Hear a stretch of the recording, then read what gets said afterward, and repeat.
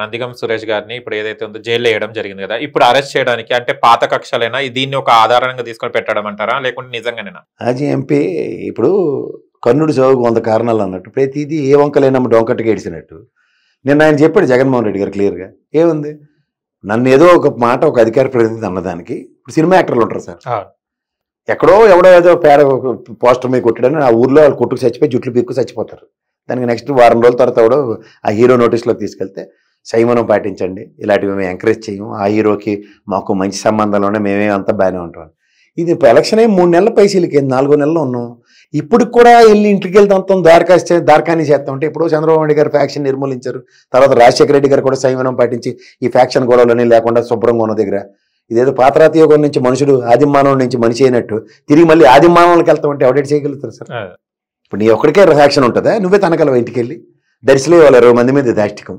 నిన్నేమో పల్నాడులో ఇంటికి వెళ్తే అంటున్నారు ఆ సోషల్ మీడియా ఎవడో ఉంటే, హిందూపూర్లో ఆ ఎలక్షన్ ఏజెంట్ కింద పనిచేసేటంటే ఇంటికి వెళ్ళి మొత్తం పిల్లల్ని అందరినీ చంపేస్తారు, కొట్టిన చెత్త కూడా అవుతారు పట్టుకొని.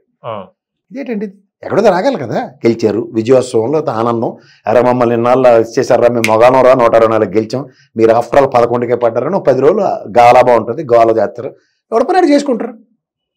గ్రామీణ వాతావరణంలో ఎలక్షన్ ఉంటుంది, మొమెంటం ఒక పార్టీకి ఇంకో పార్టీకి అయిపోతుంది, ప్యాసివ్ అవ్వాలి.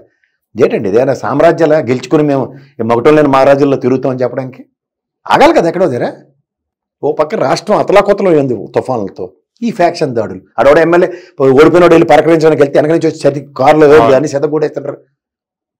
ఆగాలి కదా. పోలీసు వాళ్ళు తీసుకెళ్ళి పోనీ ఊరుకున్నారా, వాళ్ళు ఎరగొట్టిన వాళ్ళు మీకు కేసులు పెట్టారు, మరి మీ కూడా మైసాలు తిప్పితే ఏమైంది? చట్టం దాని పని చేస్తుంది, ధర్మం న్యాయం ఇవన్నీ పరిరక్షించాలి కదా. ఆయన కాలు కూడ తీసుకోవడానికి అమ్మాయి అనుకున్న టైంకి తుఫాన్ నడత వచ్చింది. ఇది 28వ తారీఖు నాడు క్యాబినెట్ సమావేశంలో ఈ తుఫాన్ మీద చర్చ లేదు సార్.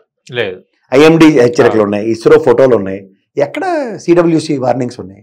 ఆ వైజాగ్లో వచ్చిన జీడీఆర్ఎఫ్ బృందాలని ఎన్డీఆర్ఎఫ్ బృందాలని పడవలతో సైతం ఖమ్మం తీసుకొచ్చారు. మనకు వచ్చేసరికల్లా పూణే నుంచి విమానాలు వస్తున్నాయని ముక్కేదంటే ఇదంతా తిప్పుకొని వచ్చేసరికల్లా మరి ఉపద్రవం ఎవడని నిలువరించగలరు?